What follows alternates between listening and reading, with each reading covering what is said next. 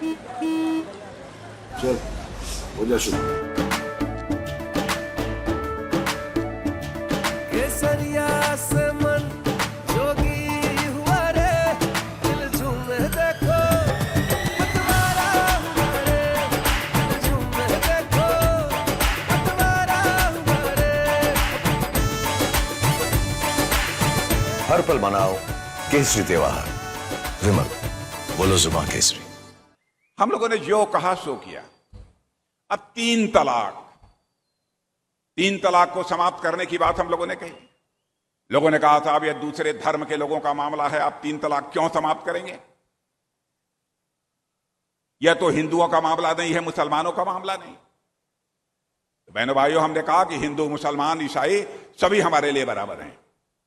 और बहनों भाइयों, आपने देखा कि वह दिन आ गया 22 जनवरी, रामलला अपनी कुटिया से निकलकर अपने महल में प्रवेश कर चुके हैं और हमारे प्रधानमंत्री ने धर्माचार्यों के मार्गदर्शन में उनकी प्राण प्रतिष्ठा कर दी है। और मैं कहना चाहता हूं, बहनों भाइयों, ध्यान से सुनिए मेरी बात। रामलला अपनी झोपड़ी से निकलकर अपने महल में प्रवेश कर चुके हैं। अब भारत में भी राम राज्य का आगाज होकर रहेगा, इसमें कहीं दो मत नहीं है। हम लोगों ने जो कहा सो किया। अब तीन तलाक को समाप्त करने की बात हम लोगों ने कही। लोगों ने कहा था अब यह दूसरे धर्म के लोगों का मामला है, आप तीन तलाक क्यों समाप्त करेंगे? यह तो हिंदुओं का मामला नहीं है, मुसलमानों का मामला नहीं। तो बहनों भाइयों, हमने कहा कि हिंदू मुसलमान ईसाई सभी हमारे लिए बराबर हैं, सभी हमारे लिए बराबर हैं। और चाहे किसी धर्म में किसी धर्म की माता, बहन और बेटी के साथ कोई जुल्म और अत्याचार होगा तो उसके साथ भारतीय जनता पार्टी खड़ी रहेगी। सरकार बने या न बने, हमें इस बात की चिंता नहीं। और आपने देखा कि तीन तलाक को समाप्त करने की बात कही थी हम लोगों ने, चुटकी बजाकर तीन तलाक को भी हम लोगों ने समाप्त कर दिया। यह है भारतीय जनता पार्टी, जो कहती है वह करती है। अब कांग्रेस की बात बतलाएं आपको। कांग्रेस कहती थी हम भ्रष्टाचार मिटाएंगे। बहनों भाइयों, भ्रष्टाचार कांग्रेस के शासनकाल में मिटा? मैं आपसे पूछना चाहता हूं, भ्रष्टाचार बढ़ा कि घटा? मैं याद दिलाना चाहता हूं, यदि आपकी इजाजत हो तो मैं बैठकर बोलूं, कुछ कठिनाई हो रही है। मैं बैठकर बोल सकता हूं मेरे बहनों भाइयों? बहुत बहुत धन्यवाद।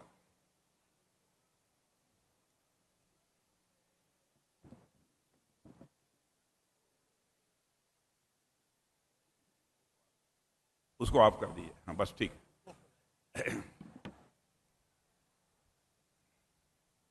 मेरे बहनों भाइयों, जब जब कांग्रेस की सरकार आई उन्होंने कहा कि हम भ्रष्टाचार को समाप्त करेंगे, लेकिन कांग्रेस के शासनकाल में बराबर भ्रष्टाचार बढ़ा है, भ्रष्टाचार कम नहीं हुआ है। और मैं याद दिलाना चाहता हूं आपको कि एक बार राजीव गांधी जी ने भाषण देते हुए कहा था क्या करें हम, भ्रष्टाचार इतना बढ़ गया है, हम दिल्ली से 100 पैसा भेजते हैं तो लोगों के पास बामुश्किल 15 पैसा पहुंच पाता है। यह राजीव गांधी जी ने प्रधानमंत्री रहते हुए अपनी मजबूरी व्यक्त की। लेकिन भ्रष्टाचार को न तो कम कर पाए न भ्रष्टाचार को दूर कर पाए। बहनों भाइयों, इस चुनौती को यदि किसी ने स्वीकार किया तो हमारे प्रधानमंत्री नरेंद्र मोदी जी ने स्वीकार किया। और आपने देखा, लोगों का जनधन खाता खुलवाकर आधार और मोबाइल तीनों को मिलाकर ऐसी त्रिमूर्ति तैयार कर दी। आज दिल्ली के बैंक से 100 पैसा चलता है तो आपके जेब में 100 का 100 पैसा पहुंचता है, एक पैसा भी भ्रष्टाचार की भेंट नहीं चढ़ने पाता है। यानी भ्रष्टाचार पर यह अंकुश लगाना है तो भाषण देकर भ्रष्टाचार पर अंकुश नहीं लगाया जा सकता।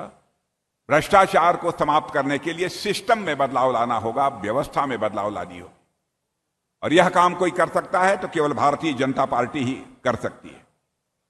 अब मैं एक उदाहरण देना चाहता हूं। भारत का कद दुनिया में कितना ऊंचा हुआ है, शायद इसको आपको कल्पना नहीं होगी। पहले दुनिया में भारत के बारे में लोग चर्चा करते थे तो लोग कहते थे भारत ये कमजोर भारत है, भारत ये गरीबों का भारत है। भले ही हमारी जनसंख्या बहुत अधिक थी, लेकिन लोग कहते थे कमजोर भारत है, गरीब भारत है। लेकिन बहनों भाइयों, पहले कांग्रेस का शासन जब था, हम लोग, हमारे नेता जब जाते थे दुनिया में और दुनिया के मंचों पर बोलते थे, अंतर्राष्ट्रीय मंचों पर, तो लोग हमारी बातों को जिस गंभीरता पूर्वक सुनना चाहिए नहीं सुनते थे। लेकिन आज भारत की ताकत दुनिया में इतनी बड़ी है कि भारत का कोई नेता जाता है और दुनिया के मंचों पर बोलता है तो सारी दुनिया कान खोलकर सुनती है कि भारत बोल क्या रहा है। यह भारत की हैसियत सारी दुनिया में बनी है, यह भारत की हैसियत सारी दुनिया में बनी है। दुनिया की नजरों में भारत का कद बड़ी तेजी के साथ बढ़ा है।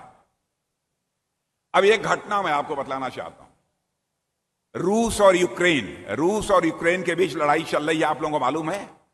मालूम है? कितने लोगों को मालूम है इधर रूस और यूक्रेन के बीच लड़ाई चल रही है? मालूम है? वाह, बहुत अच्छा, बहुत जागरूक लोग हैं। 2 साल से लड़ाई चल रही। लड़ाई जब प्रारंभ हुई उस समय भी रूस की तरफ से बम, गोले, मिसाइल तो लगातार चल रहे थे यूक्रेन के ऊपर, और यूक्रेन की तरफ से भी यह सब सारी चीजें रूस के ऊपर चलाई जा रही थी।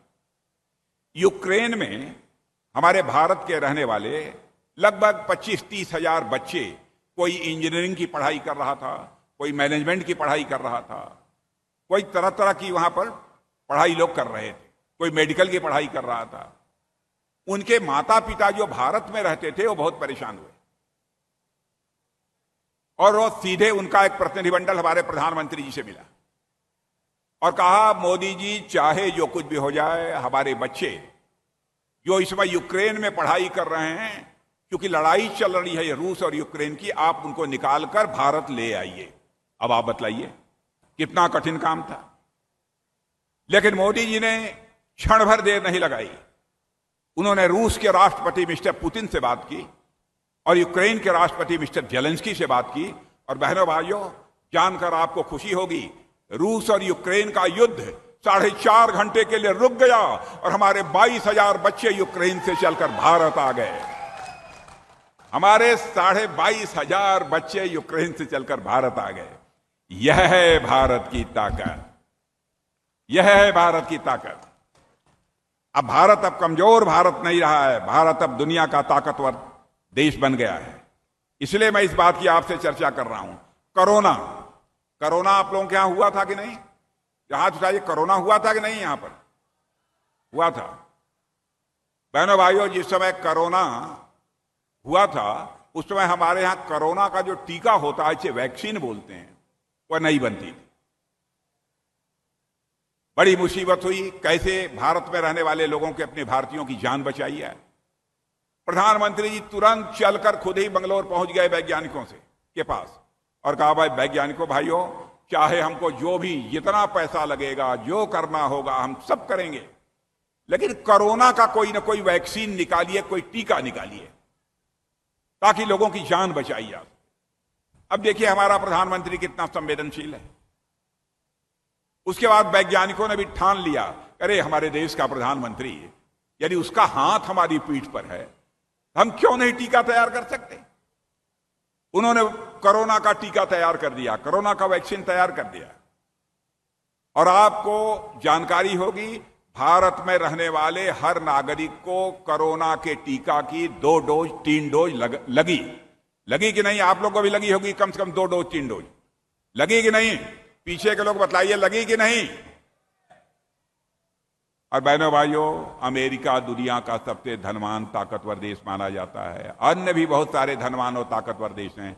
मैं दावे के साथ कह सकता हूं, वहां के सभी नागरिकों को कोरोना का 2-3 टीका नहीं लगा है। लगा है तो केवल 140 करोड़ की जनसंख्या के भारतवासियों को ही 2-3 डोज यह कोरोना का टीका लगा। और आपको जानकर खुशी होगी, हमारे वैज्ञानिक कितने प्रतिभा संपन्न हैं।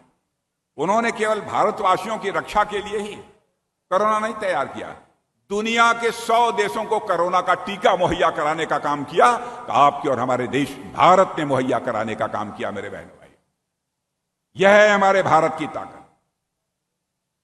धन दौलत के मामले में देखिए, धन दौलत के मामले में भारत 2004 में जब डॉक्टर मनमोहन सिंह जी कांग्रेस के प्रधानमंत्री बने थे, हमारा भारत दुनिया के देशों में 11वें स्थान पर था।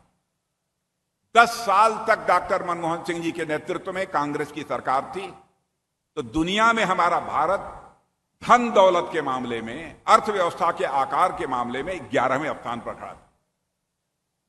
10 साल के बाद प्रधानमंत्री रहने के बावजूद, लेकिन मोदी जी के प्रधानमंत्री बनने के बाद कान खोलकर सुन लेना मेरे बहनों भाइयों, करिश्मा हुआ है। जो हमारा भारत धन दौलत के मामले में, अर्थव्यवस्था के मामले में दुनिया के देशों में 11वें स्थान पर खड़ा था, वह मोदी जी के प्रधानमंत्री बनने के बाद 8 साल में ही वह 11वें स्थान से जंप लेकर 5वें स्थान पर पहुंचा।